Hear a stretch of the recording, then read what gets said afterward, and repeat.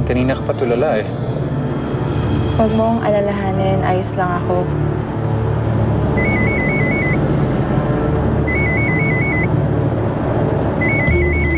Ma! Yes. Papunta na kami. Kasama ko si Kara. Okay, bye. Nandyan si Ma'am Veronica? Oo naman. Actually, iniintay niya tayo eh. Bakit? Takot ka pa rin kay Mami? Oo eh.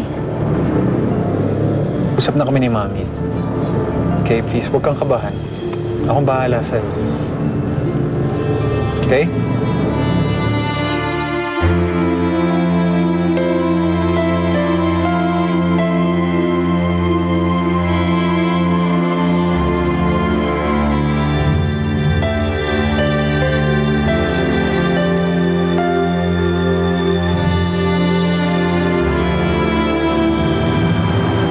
Pasensya ka na, iyak, napag-initan kita.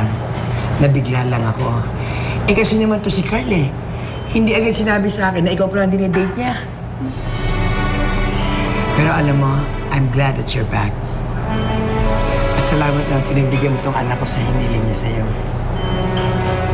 Salamat po sa pagtanggap ulit po sa akin dito. Ah, don't mention it. O sige na, Iya, balik ka na sa kitchen. Sige ho.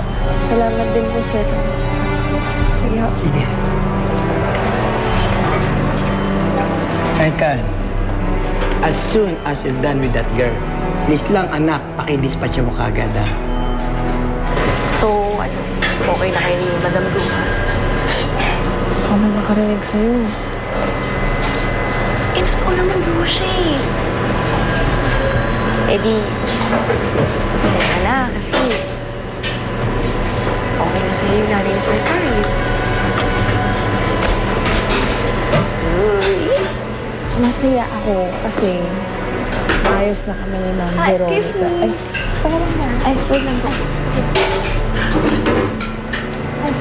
Tsaka, masaya ako kasi nakakapagtrabaho na ako ulit. Weh, kunyari ka po. Kung sabihin hindi ka kinikilig, kahit konti.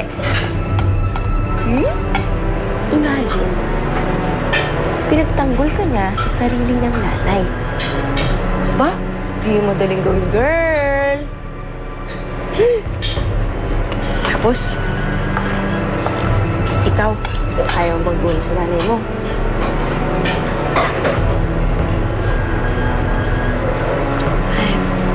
Sorry. Sorry.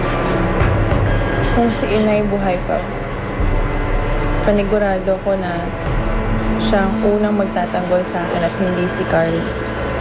Mabait si Kara, Ma. I don't care, Carl. Dahil nararamdaman ko na sobra talaga ang bigat ng dugo ko sa babae niyan. The sooner you take her out of our lives, the better. Naintindihan ba?